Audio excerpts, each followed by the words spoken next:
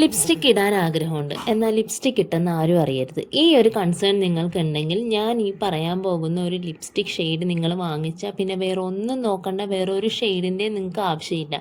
നിങ്ങൾ ഫസ്റ്റ് ഏതെങ്കിലും ഒരു ലിപ് ബാം ഇടണം. ഏതെങ്കിലും, ഞാനിപ്പോൾ ഇവിടെ യൂസ് ചെയ്യുന്നത് ഒരു ടിൻറ്റഡ് ലിപ് ബാമാണ്. ടിൻറ്റഡ് ലിപ് ബാം ഇട്ടാൽ സത്യം പറഞ്ഞാൽ വേറൊരു ലിപ്സ്റ്റിക്കിൻ്റെ ആവശ്യമില്ല. അത്രക്ക് ടിൻറ്റഡ് ആണ്, അത്രക്ക് പിഗ്മെൻറ്റഡ് ആണ് ഈ ഒരു ലിപ് ബാം എന്ന് പറയുന്നത്.